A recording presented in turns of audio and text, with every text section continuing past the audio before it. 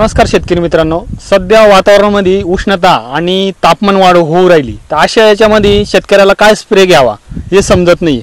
तर अशा टायमामध्ये झाडांवर स्ट्रेस येऊ नये म्हणून या दादांनी सायंट केमिकलचा फेविवॉन या औषधाची फवारणी केली होती। तर त्यांना कसे रिझल्ट आले हे आपण त्यांच्या मनोगतातून जाणून घेऊया।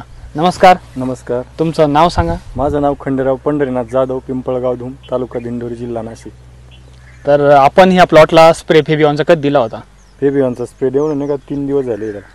हां, तर कसं काय वाटलं तुम्हाला प्लॉटची परिस्थिती आणि फेविवॉन स्प्रे केल्यानंतर तुम्हाला आलेला रिझल्ट कसं काय वाटतं प्लॉटमध्ये?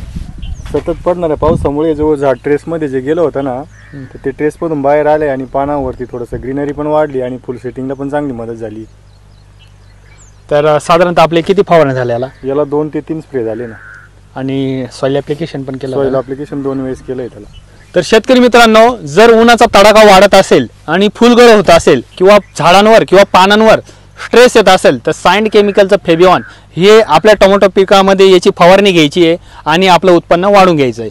तर शेतकरी मित्रांनो, जर आपलाही टोमॅटोचा प्लॉट असेल तर तुम्ही अवश्य वापरा। धन्यवाद।